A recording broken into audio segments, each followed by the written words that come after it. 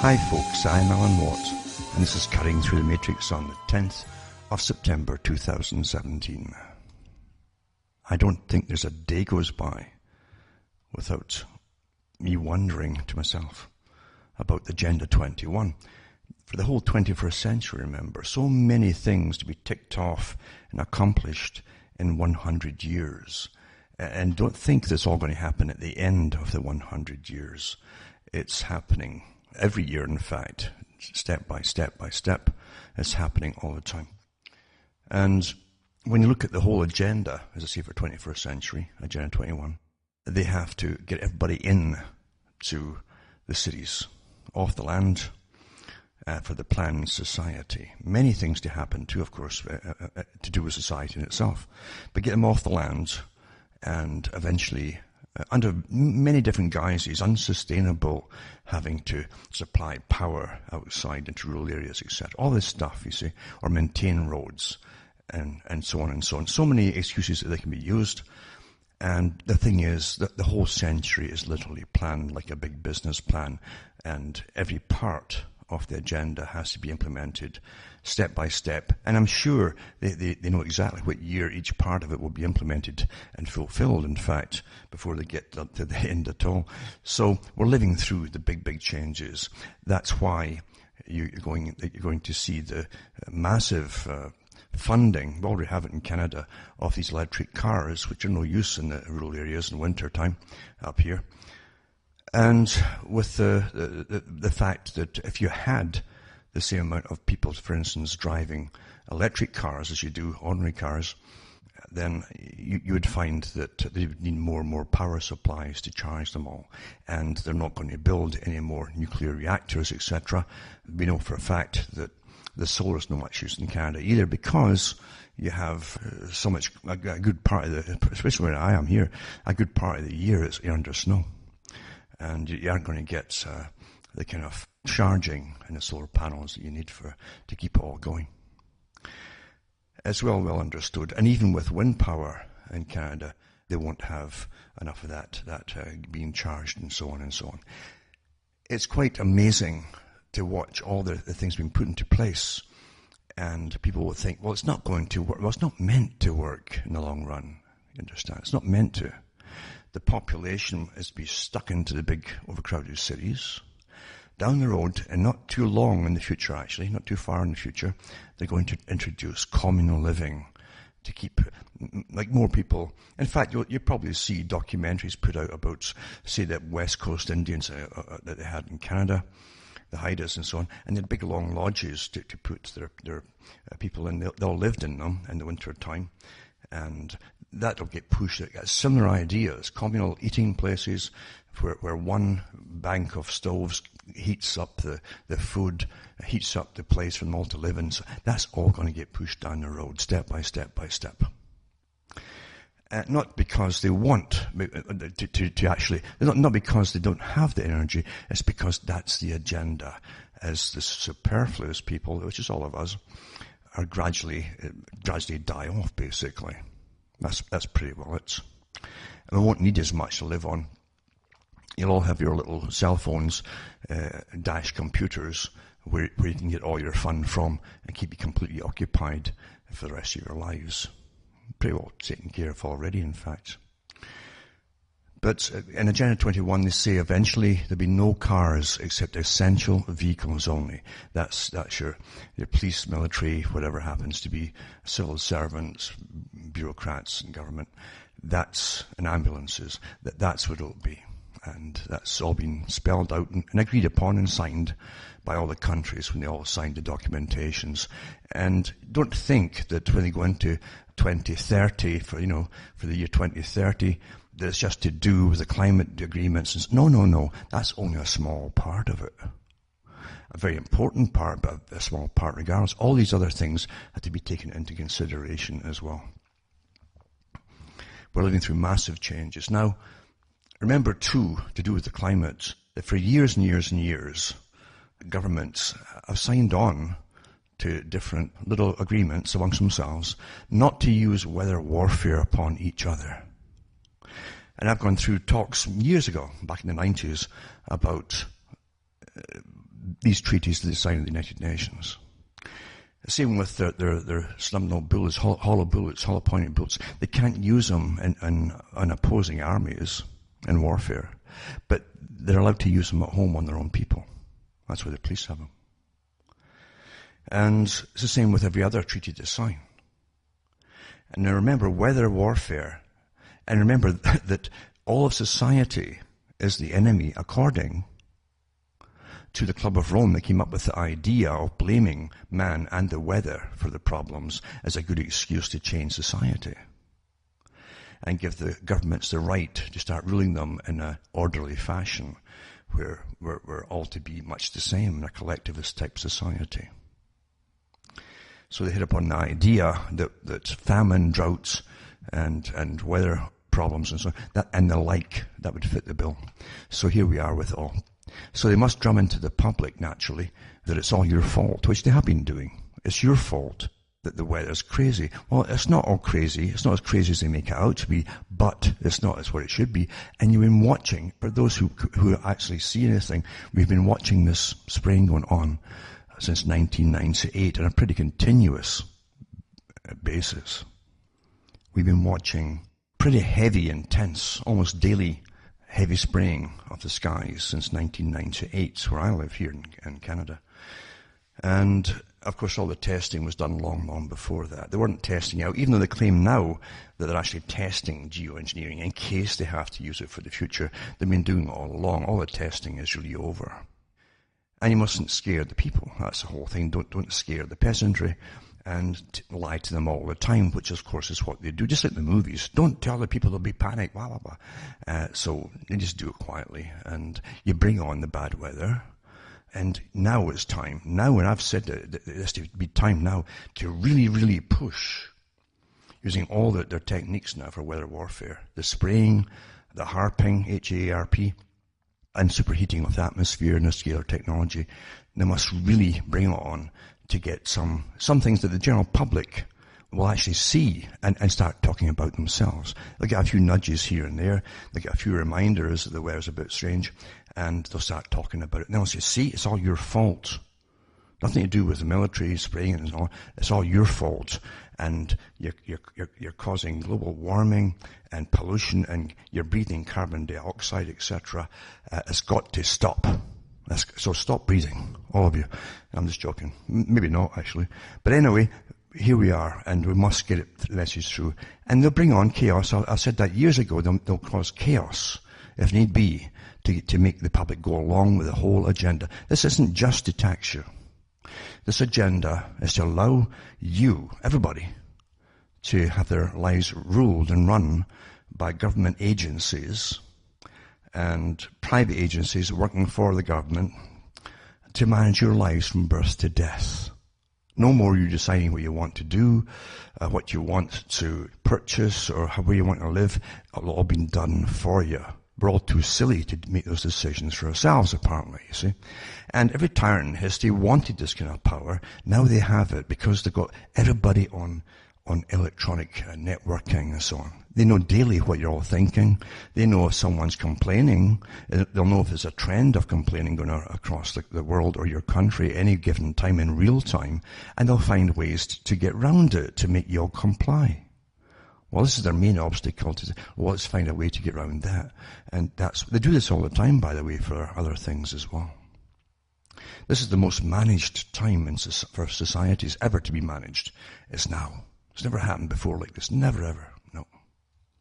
Even when they had armies and tyrannies and so on, they could never find out exactly what everyone's thinking. Now they put up freely on their Facebooks and their Twitters and everything else, and they chat. And it's all being listened to. They know it too, but they don't want to believe that anybody's listening to them.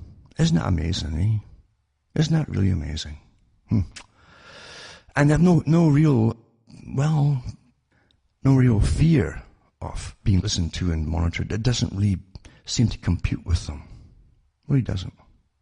They think the fun they're having is all some kind of juvenile fun that'll go on for their whole lives long, however long that might be. Because it is very juvenile. And you can see society changing, big time, fast. especially with the R people who've been brought up with it already. I've mentioned before about all the studies. They're constantly studying us at MIT and other places, other universities too. They're given access to study us. And they know darn well what they're doing. They know that human behavior has been incredibly altered already. And they know that they can set out a trend so fast and have people comply and copy and mimic and all the rest of it so quickly. It's rather interesting with all the behavioral studies that are going on constantly upon the people. And young people think now too that when they're communicating on their Facebooks or whatever it happens to be, that they're actually communicating to people. They're not really. It's all facsimiles of things. That's not conversing with people. That's not talking to people. It's a facsimile. And so behavior is being modified big time. When the one technique that's been used constantly, daily now, is what the media and entertainment project on a daily basis. Where they can make you think and believe anything just by everywhere you look is the same stories. And people are behaving this way today, or they're changing this today, or doing something else today. And it can give you a completely fake impression of the society, the real society around you. And that's intentional too. Again, they've done all the studies on that as well. But just to tie in to the Agenda 21 before I go on to other topics and stories, we can go into Australia, for instance, and what they said about Australia to do with their towns and streets, etc. How you're nudged and managed and pushed without even knowing it's happening. So it's so cleverly done. And this is one here is South Australia. The Department of Planning, Transport and Infrastructure, DPTI, on behalf of the Minister for Transport and Infrastructure, Principal, invites tenders from companies or a consortia to provide and manage a delivery team for the Streets Ahead Communities project in accordance with Section 3 of this document. For over a decade, the DPTI has been developing and implementing a series of travel behavior change projects, formerly known as Travel Smart. Everyone's smart now, isn't it? Households, you get smart cities, and it monitored all your internet, so it's smart intelligence monitoring and all that. Anyway, it's these travel smart households that we're calling it now. DPTI's living neighborhoods. It's another term, living neighbourhoods, and travel behaviour section will again commence delivery of a new Streets Ahead Communities project in South Australia, commencing February 2018 with an expected delivery time of approximately 9 months, or until a minimum of 33% of households are engaged. That means they're on board with it. A household is considered engaged when, subsequent to a personal conversation, follow-up correspondence is sent. The project aims, through holding collaborative conversations with householders, to influence shifts in personal transport behaviour, specifically towards a reduction in car use and car reliance, whilst providing benefits to the householder or their wider household personally. Trained conversationalists, there you go. That's PR. People who are trained, in different tech, like Delphi techniques, will speak directly with householders about their car use. They'll make you feel guilty and bad. Or the way in which they make personal journeys more generally, and work collaboratively with them to identify ways they could reduce their car use. Now, this goes right back to the same kind of thing I mentioned a week or two ago, or a few weeks ago, about the Australia having the same government type agencies working on farmers and other big households, in fact, how to reduce their energy use and consumption. Same thing, behaviour modification. Is that why you vote people in? So they can get private agencies to make their behavioural personal, change your behaviour. And right now, remember, that's how they're doing it. And eventually, once enough folk are doing it, then they'll punish folk who are not and force them onto it. That's what they've always done. The car licenses at one time didn't exist. You didn't need them. You didn't need a road tax. You didn't need your insurance even. It all came bit by bit, so it was voluntary, and the goody ones, the ones that give apples to the teacher, the people pleasers, they're the first ones to get on board, and then they're followed by the ones who use it as status symbols. You don't have that. Well, I can afford it. And then the rest of them are forced on once they hit a certain percentage. Always the same techniques. We're so easily understood and easily manipulated, aren't we? With the same techniques. Anyway, back to this story here. So it's behavior modification so they can get you out of your car. So trained conversationalists will speak directly with householders. Now, that means that they know how to get round your objections to anything. I mean, you feel guilty and all that kind of stuff about their car use or the way in which they make personal journeys more generally, and work collaboratively with them to identify ways they could reduce their car use in ways that align with their values. There you go. See, you must make the person think it's their values. Oh, don't you believe in conserving stuff? Oh, yeah, I do. Oh, that's your values. Improve their lifestyle in some way and benefit them at a household level. It's all for your benefit. The primary outcome of this project is to ensure safer, greener, more active travel. I guess you'll be covered in fungus if it's greener. And improve community well-being and healthier neighbourhoods throughout. Or that's what I guess they mean through. A reduction in vehicle kilometres travelled across all journey purposes, that is work and non-work trips, and an increase in active travel kilometres and trips, that is walking, cycling and using public transport. And it'd be great in Canada when you don't have much public transport. And they won't let you go back to the old horse and buggy, I bet you. I bet you don't.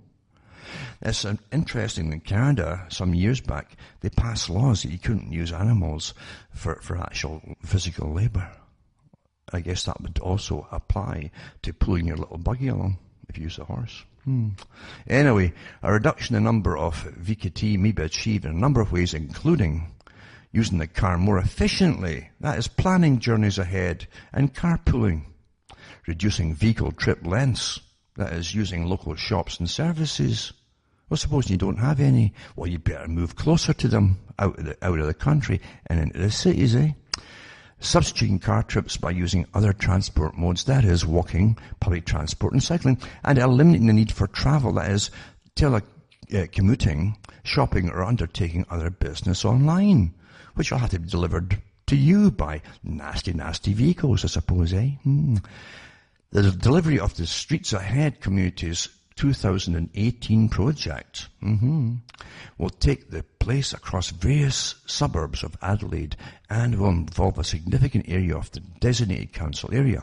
Initial discussions with council regarding this project partnership are proposed for the coming weeks. Now, I wonder who came up with this. Is it another private group too, funded, and then the government's all bullied to go on board? Because they're all scared stiff, of the big foundations. Every politician is.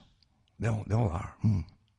This contract is a schedule of rates contract for the provision of services for the one-on-one engagement component of the Streets Ahead Communities project. And DBTI seeks the services of a contractor to provide and manage a delivery team consisting of at least 2 supervisors and a team of conversationalists. What an awful term to use, these con men and women. To contact approximately 18,000 households within the project target area. I wonder if they're all going to bicycle around, Do you think so? I don't think so, do you? It's so wonderful. It's to go in their big fancy cars, all paid for by the taxpayer, to tell you to stop driving yours. The contractor will be required to take a partnership approach. Oh, it's all partnerships with DBTI. Isn't that wonderful? We all like to be sociable, don't we? In delivering the project to the target area, DBTI has an established behaviour change methodology, because I've used it in other areas of society, and it works pretty well. It makes you guilty. Oh, that's true enough. I shouldn't be eating that I shouldn't eat meat. Oh, I shouldn't eat that. I shouldn't be doing this. I shouldn't be doing that. And conversation approach, and will provide support to the delivery team in training and development, while the contractor will be expected to project manage and the employment of the delivery team, performance management and the logistics of delivery. Conversationalists and supervisors will need to have obtained appropriate clearances by January the 12th, 2018 and be available for training prior to the commencement of on-ground delivery in February 2018. The project will require conversationalists having a guided conversation initially in person with at least one person in a household, followed by a subsequent follow-up phone conversation. Throughout this process, residents will have the opportunity to identify a solution that addresses any transport issues they might have. Well, I would tell them it's just gasoline's getting too expensive again, and these cars, I'm telling you, are way out of sight with the cost of them. That's my concern. Anyway, they might have that are consistent with their personal values or motivations. And the personal values are like a bigger car, actually. They can handle the snow better. The conversationalists will work collaboratively with the resident to devise a solution which reduces the car use, leading to a personal benefit. Don't you understand? It's like if they came to your door and told you to start losing weight, and they'll go along in their big fancy car, and you can run along and jog alongside them like a boxer in training, and how good you'll feel about it. But don't you feel better now, eh? Don't you, eh? It's such con knowledge. Doesn't it make you sick, doesn't it? Doesn't it really make you sick?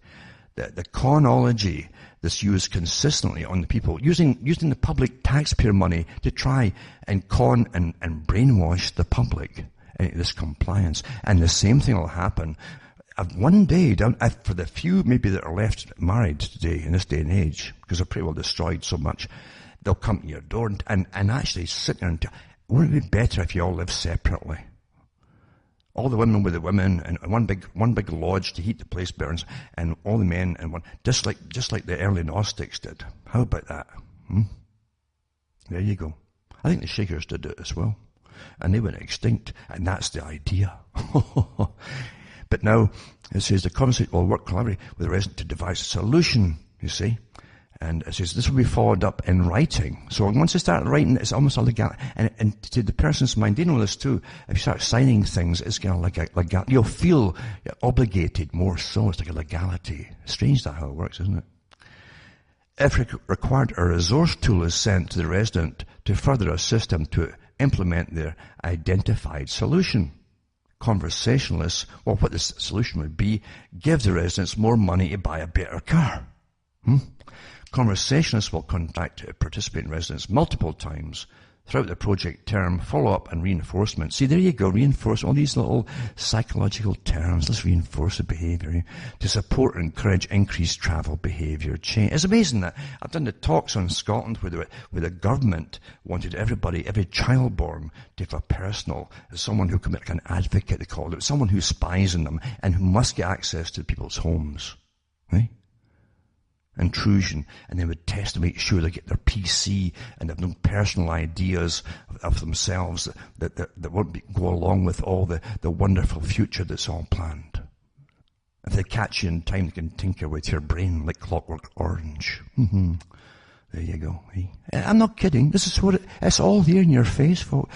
And people sit back and, oh well, you know, they're all trained. They don't mind standing in checkout counters and giving all their details with whole people, queues behind them of people listening to all their personal data. Just blurt it out when they're asked by the checkout person to get the little personal card, the little card that gives them a few pennies off this and a few pennies off that. So everybody out there knows exactly what they're buying, how much off and how often. Eh? But they just blurt it out. Blah, blah, blah, blah, blah. Yep. We fought for centuries to get peace and privacy from kings and their armies and then governments and tyrants, and you give it all away to save a few pennies. How easy it was, eh? Didn't need armies, didn't need, no, just, hey, here's a deal here. Or say, to start with, we'll give you this free. Oh, they flood in there. Behaviour modification. Here it is, eh? And it says, resource tools and so on. And then the DPTI seeks the services of a contractor to provide a managed delivery team, blah, blah, blah, blah. Engagement rate of 33%. The contract will cover services that attempt to contact all 18,000 households. That's all your tax. You know how much money you're wasting on being brainwashed. Why don't they put all this out when you vote for these prunes that sign all this stuff and use all your money, why do you bother voting at all? Did you vote for this stuff? Every country's getting it, Every country's getting this rubbish. Because we're just the big herd of cattle, and you've got to be managed by the big farmers above there, And they'll hire all these farm hands, like these characters here go around the households, the farm hands to manage the cattle, to prod you here and prod you there, So, and I'll put this little thing up maybe. And there you go. But it's a good example of how it's done, isn't it? And you'll see lots of this all through the coming years. It's already happening in different places, but more and more of this in different areas too of society and different areas of behavior modification. It's happening all the time, actually. All the time. And also too, I mentioned before the effects of this big data web across the planet, the Wi-Fi system as well, and of course the Internet of Things. They keep prattling on about how wonderful. Of course, it is wonderful for the global masters. They need it. They couldn't do without it. They couldn't manage this and make it all happen without the computerization of everything. But of course, they're talking about giving us the 5G system, a much, much faster system. And I'll laugh at that if we ever get that in Canada, because believe you me, it's such a monopoly system in Canada with a few companies that they gouge the customers for every little megabyte they get. Believe you me, I know. I can't see them giving you anything faster and better for the same price. It's going to, And that's all been planned too. By the way, some big guys like Jack's Attali talked about that. You'll have literally speed poverty, they call it, speed poverty. If you're on the internet, if you live in rural areas, it's all again part of it again. Don't give it to them, give it in the cities and boast about how wonderful it is in the city. Go into total slavery, get packed together like sardines, and, bolt your doors with 10,000 locks, because you're only getting broken into with as everybody's crammed together. But you have a fast speed. Oh, isn't that wonderful? Anyway, it says here that this new system coming in too, and this is part of their field. It's the real unified field is actually a term used by the psychological manipulators using techniques of mind, not just mind control, but really behavior modification too as well. We know, for instance, from the HARP declassified materials from the military, that they can actually use HARP for many different things, but they can also put in second carrier waves on it and alter the mood of people, for instance. They did it, I think it was in Maine, they tested it on quietly, but they collected all the data, and they got data from social work departments and hospitals, emergencies and things like that, and police as well. As folk went either depressed or more suicides, or they were aggressive, including animals, even dairy animals getting weirdly aggressive at certain frequencies. But we're so studied, you wouldn't believe it. You wouldn't, and most folk wouldn't. Most folk actually will tell you they would choose not to believe it, even if you show them the evidence. I've had that happen. I understand why. I mean, it terrifies them. If the reality is not what they thought it was, their bubble is getting awfully fragile. And if it pops, they'll turn on you. As I've said before, not many people can really handle the truth. Because it's hard. It's hard, When you see the world is not this nice, happy place. Now, Persinger, I've mentioned him before too, who works at Laurentian University, and if you call it work, and he's into this idea. He actually said that the Wi-Fi field around them, and I think Sudbury, in fact, is a good example. They want Wi-Fi all over the city. Maybe they already have it, I don't know, but they want it all over the city, and you've been bathed in a field of Wi-Fi. And the big boys, of course, with their grants and everyone else, are really into this field, electric field. And a person here actually said it'd be wonderful because they won't just talk about people starving in Africa or somewhere. It says people everywhere will feel the hunger. They'll feel it in this field. They could actually, hey, who gives anybody the right to make you feel anything? You understand the power of all this that we're talking about here? without your permission and all the rest of it. They're just going to make you feel something. And then what, to make you feel what, guilty or something? What is this? Dangerous things are happening very, very quietly, said by people with nice smiles on their faces as they say it so calmly what they're up to. And because of that, people think, well, it can't be that bad. Anyway, ultra-fast Wi-Fi on horizon is signed to send data at 100 times current speeds. Now, even though they say they've just done this, it's rubbish, because whatever happens, the military's done long ago, and a much, much higher, like DARPA, for instance. They're always the first to get into all this stuff. Anyway, this is for the public consumption by a science editor, and it says ultra-fast Wi-Fi, which is 100 times quicker than today, but today's mobile networks, is on the horizon after scientists proved they could send complex data using high-frequency radiation. What used to stun me too is the stuff they tell you like 50, 60 years after the events, or even longer. I remember watching, it was a British training film for the British military on snipers and so on. And it went back into the history of it, because a lot of the stuff that's done today in sniping from the military was actually pioneered by Germany in the 1930s. And they haven't really improved it. Now, but what was amazing too in it, there's a little thing, it was like a little umbrella thing that's pushed out, small, and this thing, the 1930s, and it was literally Wi-Fi detection and microwave detection. And it could also find people, just like you'll find it with infrared and so on as well. In the fields today, they sell that stuff, I think, for hunters, and the police have them, I'm sure, and everybody else has them, and the military has them. But back then, they had all that stuff too. But they could also transmit messages by using microwave. Back then.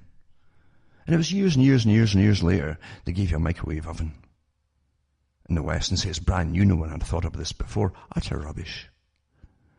And everything else that came out of it. But so here they go again. High frequency radiation, 100 times quicker than today. Researchers sent video signals using terahertz rather than the traditional microwaves. And really, you do not want to be bathed in microwave. You don't, for any length, you really don't. At speeds of 50 gigabytes per second. Now, that'll be the day. That'll be the day. As I say, when everything's run by the big corporations and your services and so on for internet, that'll be the day when they give you, they're going to give you 50 gig. No, they won't. No. Unless you win the lotto, maybe.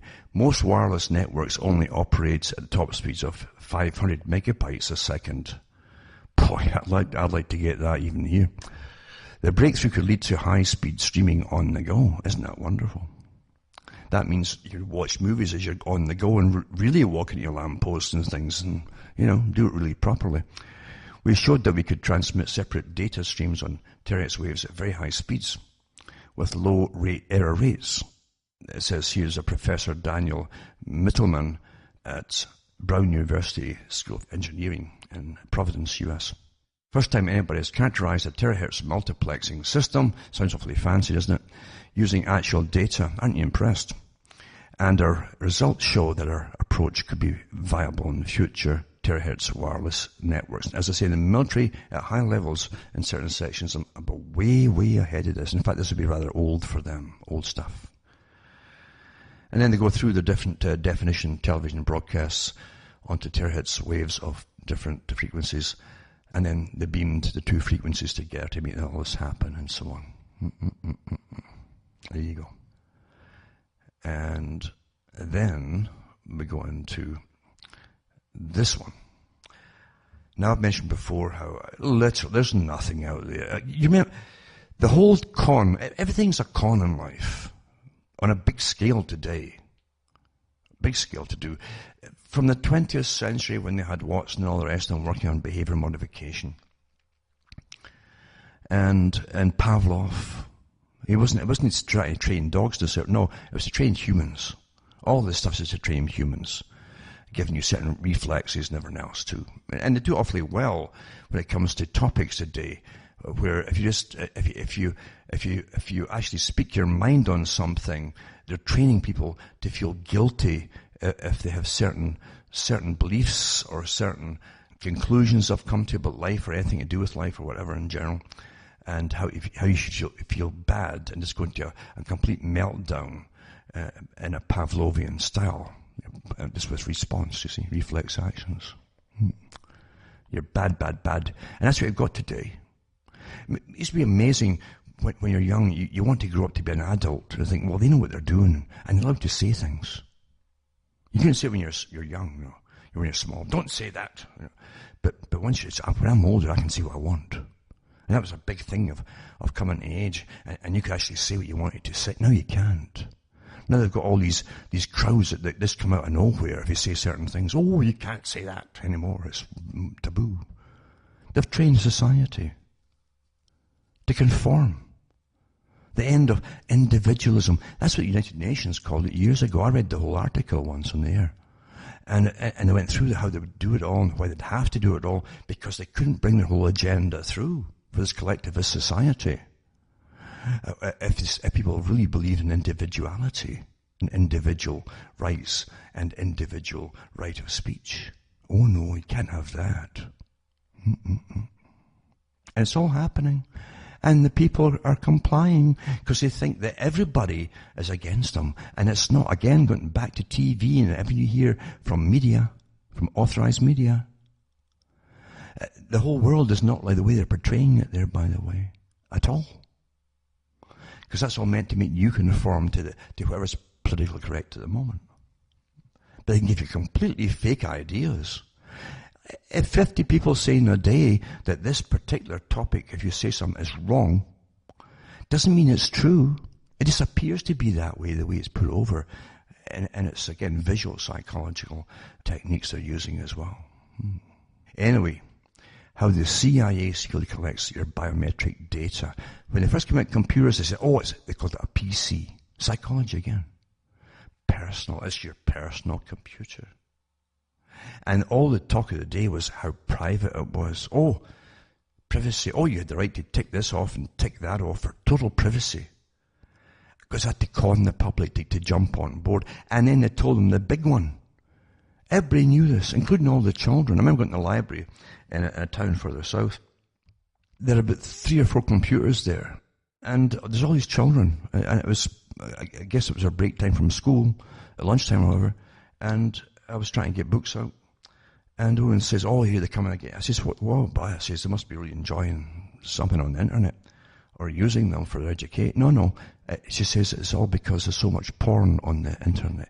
Everybody eventually knew that. They made sure that. Everybody knew that there's lots of porn. That was the big thing to suck everybody in.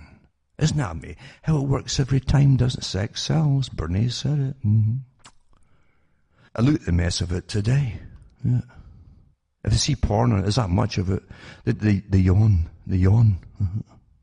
Again, behavior modification. So much for your secrecy on the internet. How the CIA secretly collects biometric data.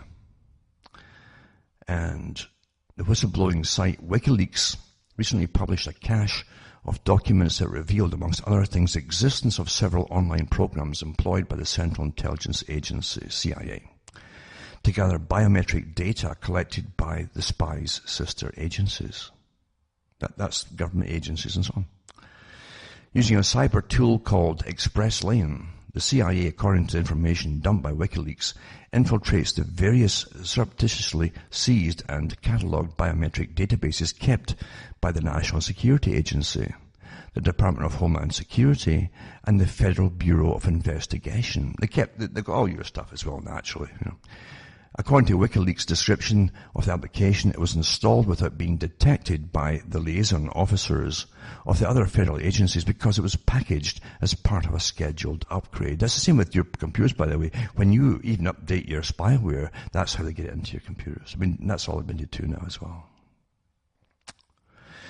The latest evidence of the uncovered unconstitutional violation of the Fourth Amendment by our own government was a small part of the reams and reams, some 8,761 documents of information released in March by WikiLeaks as part of its Vault 7 project.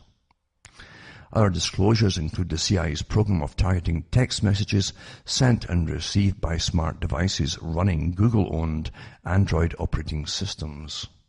The program's codename is HiRise, and to give you the WikiLeaks description of the digital dragnet.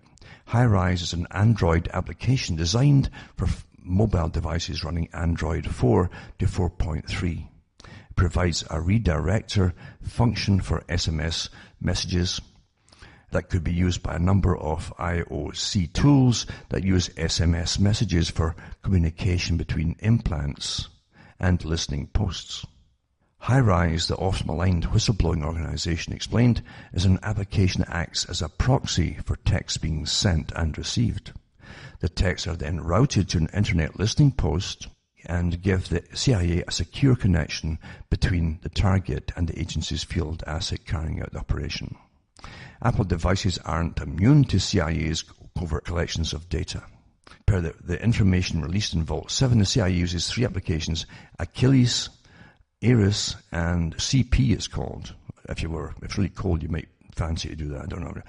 To hack messages sent and received using Apple's Mac OS.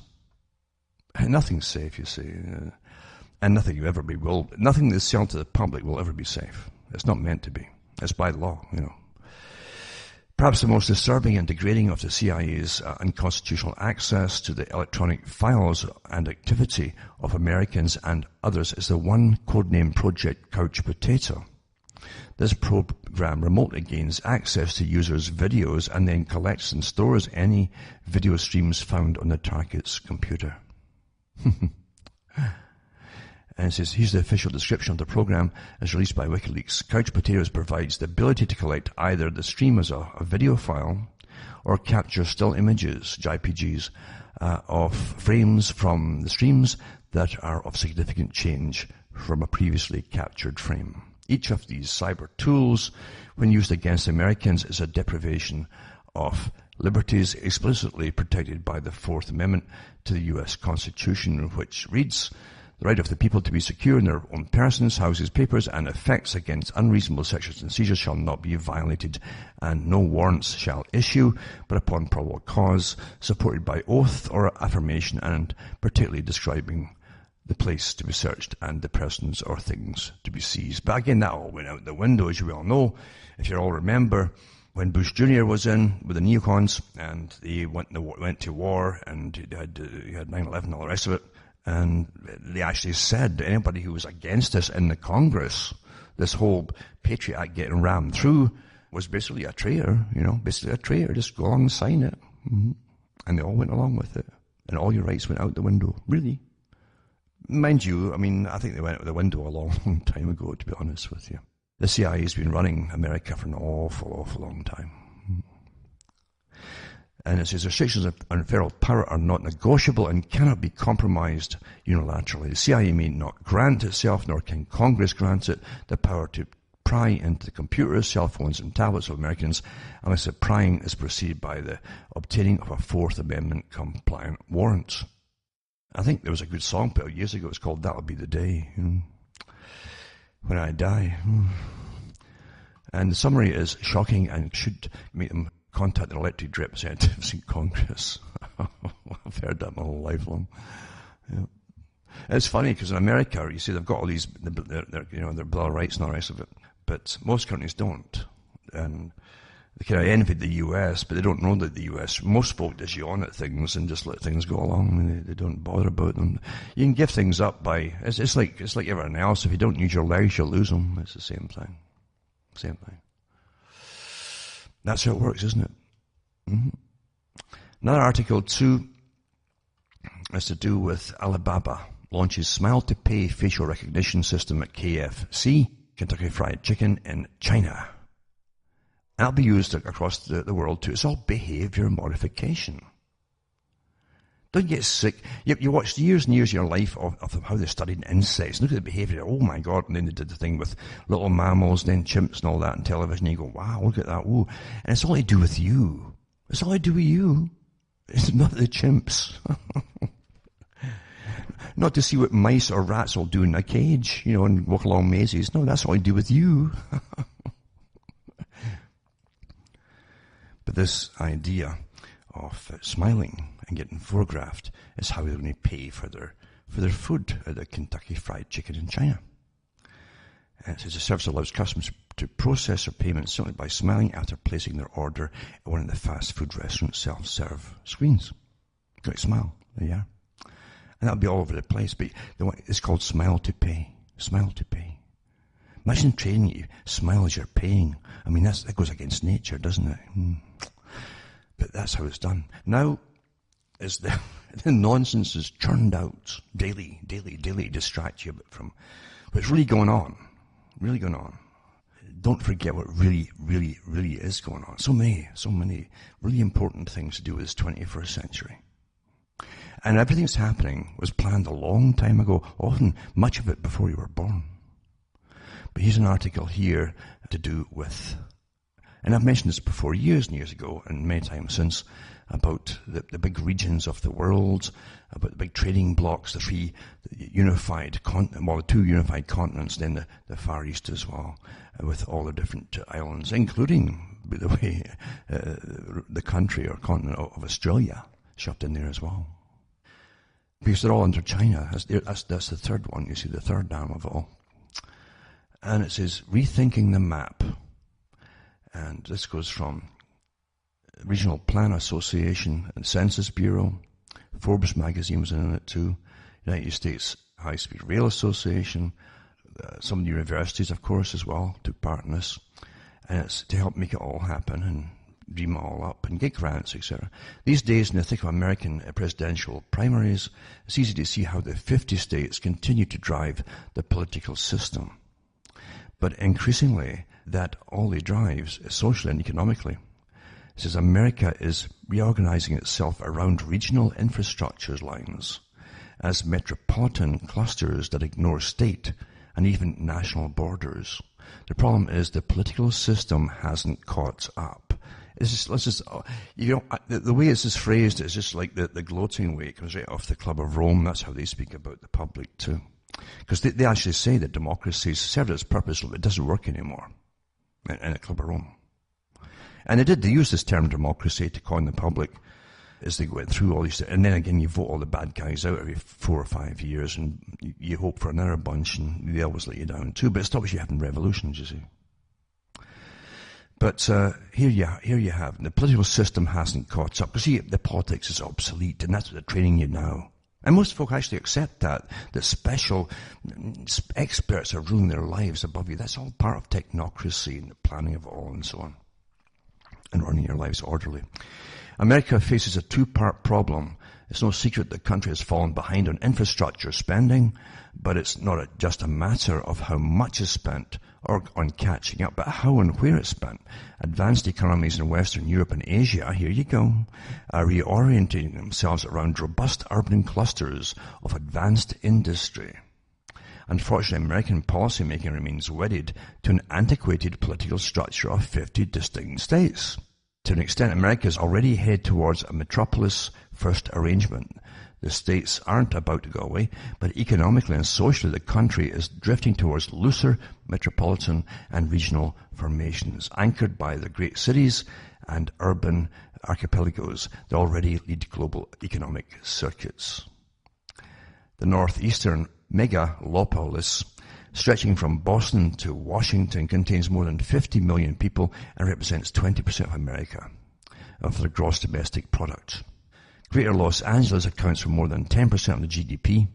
The city-states matter far more than most American states, and connectively to these urban clusters determines Americans' long-term economic viability for more than the state in which they reside.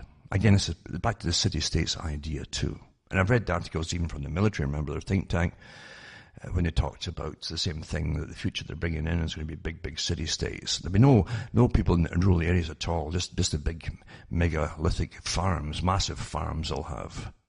That's the future for the collectivist system that they're bringing us on to the cities. And then that's backed up by this one.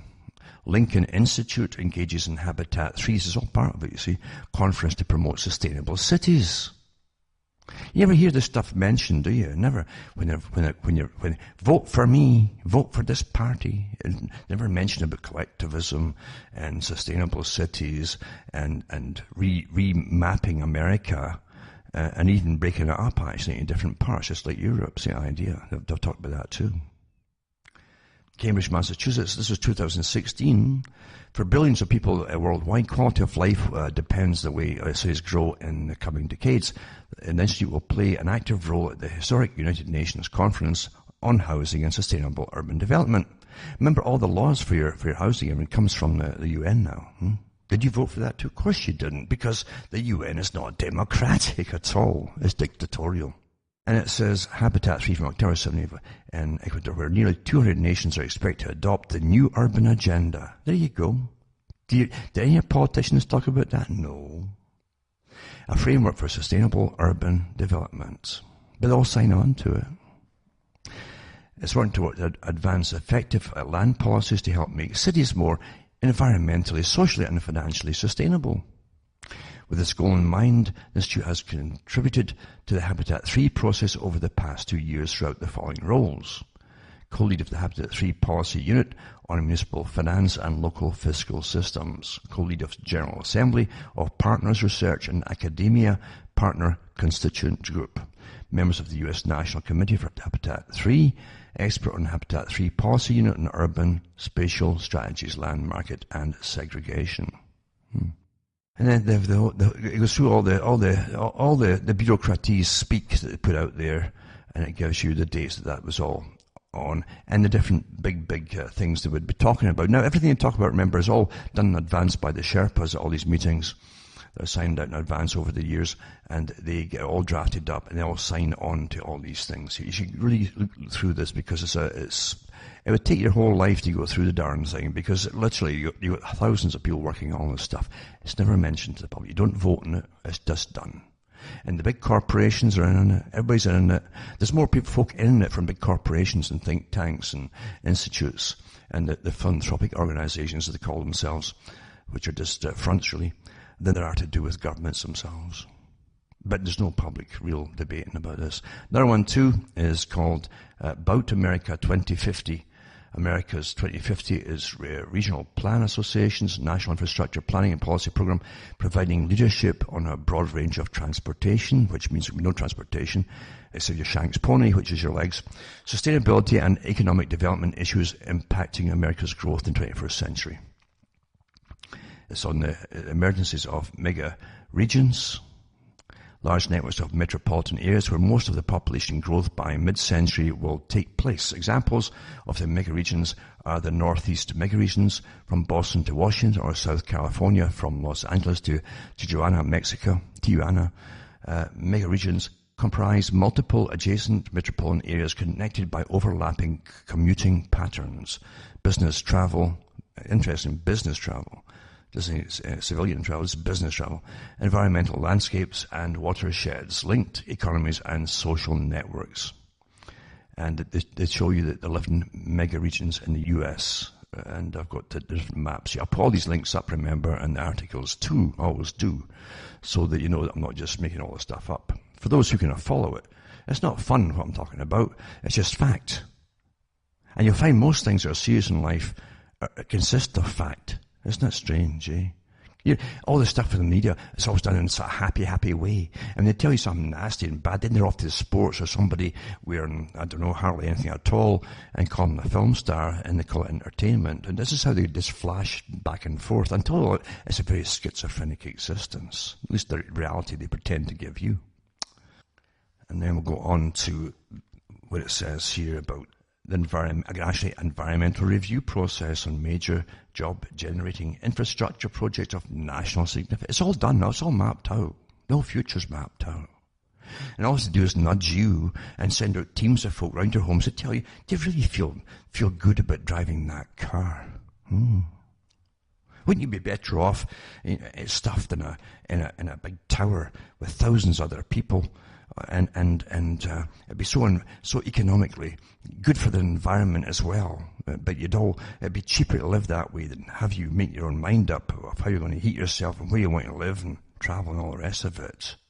Naughty, naughty, naughty you. Huh. And it says America 2050 receives financial support. It gives you a whole list of all these different institutes. Again, those wonderful institutes and foundations and private groups, You think you're run by your governments, don't you? The Link Institute of Land Policy, the Sudria Foundation, the Doris Duke Charitable Foundation. This is where they fund all, these are just places to launder the cash out to the NGOs that push all this into existence, the new commissars. And they got a better tomorrow. Doesn't it sound wonderful? Right? Energy and climate change. So there you go. High-speed rail. Oh, sure, you'll get that. They've given all your rails. And by the way, they uprooted a lot of the good rails in the US and sent them off to China and other countries too a long time ago. So you're going to get high-speed rail. Yeah, sure. Landscapes, transportation, water, mega regions, integrated regions, Arizona, Sun Corridor, Cascadia, Florida, and so on and so on. All the way down. And they show them all here. Oh, it's quite something. I'll put them up to show you. It's all well documented and underway. Habitat 3, it says United Nations Conference on Housing and Sustainable Urban Development. And it tells you it took place first in Ecuador, 17th to October 2016. And they went through their commitment to sustainable urbanization to focus on the implementation of a new urban agenda. A new one. Not the one you got, but a new one. And remember Maurice Strong, the late Maurice Strong was involved in all that stuff too. And he's a front man for all these private organizations as well. And the Rockefeller Foundation, Council on Foreign Relations, and all the usual ones. And it says it's the second United Nations Conference on Human Settlements, and that's what it really is, human settlements. It says the second one was held in Istanbul, Turkey, in 1996, and the conference outcomes were integrated into the Istanbul Declaration. World leaders also adopted the Habitat Agenda as a global plan of action for adequate shelter for all. There you go. See, they're not pushing out your homes and everything. They're giving you adequate shelter, what they deem adequate and where it'll be as well. Sustainable human settlements. I'll put that up too. Also, this one here, megalopolis. From Wikipedia, you can look that up yourself. And then another one, mega regions. Again, another one with mega regions, maps and so on. A Wikipedia one with mega regions of the United States. And then this one here, which is the future of disaster philanthropy. Awfully interesting. It's a big business, as you well know, because billions of dollars are just shoved in when they have disasters. No one asks where it's all going. And we know even from the big foundations and charities that most of the money never gets to where it's supposed to go. It's a great thing for people to get rich awfully quickly with the right people who are in on the act and get the money given to them. So as they go into the weather modification and really force some noticeable things to happen so that people will eventually say, oh my God, what's happening here? What's happening? Well, it's completely manipulated scientifically. That's what's happening. But you've got to start noticing it so you can get blamed and blame yourself for causing it. And then you can give all your rights up to Al Gore and all the other carbon exchanges, and they can take all that money from you in taxes and then tell you how you can live and can't live anymore. It's all part of the big technocracy plan. Technocracy is where you're taxed to death for all kinds of energy use. Even buying food, that's classed as energy. Everything is energy. And the big masters of it all, the plant that came up with this in the 1930s, by the way, are well at work with the big foundations. The masters of the universe are going to move all the little peasants back into these crowded places, you see. Just like they did off the lands for the Industrial Revolution, you're now getting pushed back into these awful cities again. And they'll tell you it's better for you. It's better for the environment. It's better for everything. Isn't that wonderful? Isn't that wonderful? And they've got all these thousands of people come around your doors to tell you and nudge you and make you feel guilty and bad about, number one, living in the first place, existing. And then changing and modifying your behavior. So they're good. And you'll feel better about yourself because you'll be good when you're living in utter poverty. From myself, Alan Watt, in Ontario, Canada, it's good night. And may your God or your gods go with you.